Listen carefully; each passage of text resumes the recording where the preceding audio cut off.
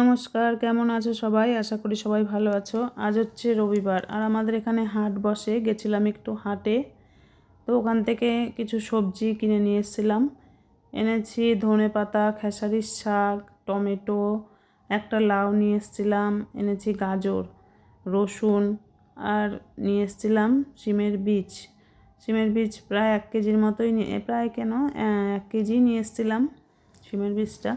যেহেতু সিমের বীজের ডালটা খেতে আমাদের বাড়ির সবাই ভালোবাসে, সেই কারণে 1 কেজি নিয়ে এসেছিলাম। আর সিমের বীজের ডালটা আমরা সাধারণত মাছ দিয়েই করি। মাছ দিয়ে খেতে কিন্তু সত্যি অসাধারণ টেস্ট হয় খেতে। তো আর খেসারির শাকটাও করব। খেসারির শাকটা অনেকটাই ছিল, বেছে নিয়ে একদম অল্প একটু হয়ে গেছিলো, যেহেতু আগাগুলোই নিতে হয়, কচি কচি আগা।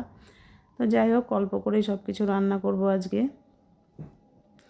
যেহেতু আজকে শিবরাত্রি, কিন্তু পরপর 2 দিন নিরামিষ খাওয়াতে, তাই দুপুরের জন্য অল্প একটু মাছ এনেছিল, ওটাই করেছিলাম। বিকেলে যেহেতু চতুর্দশী লেগে যাবে, তখন আর কেউ মাছ টাছ খাবো না। কালকেও চতুর্দশীটা থাকবে।